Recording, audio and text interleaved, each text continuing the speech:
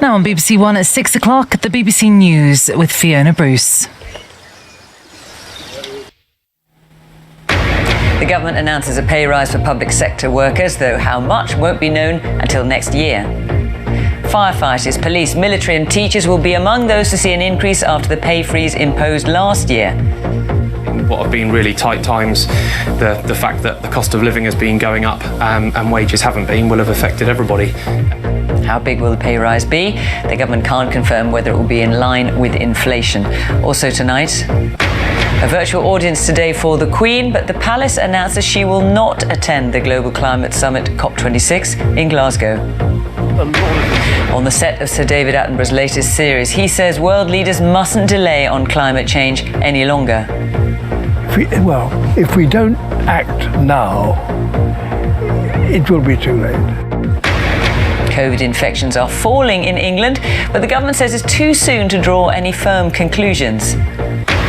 The raw sewage pumped into the sea for 49 hours straight, and the government under pressure to stop it. And bowing out, the princess who's quit the Japanese royal family to marry her commoner fiancé. Later on BBC London, get the COVID jab. That's the plea from health authorities to 12 to 15-year-olds.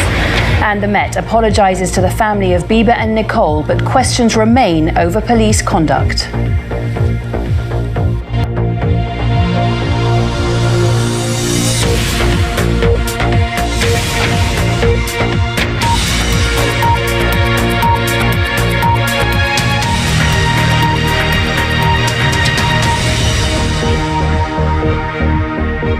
Good evening and welcome to the BBC News at 6. Millions of public sector workers will get a pay rise next year.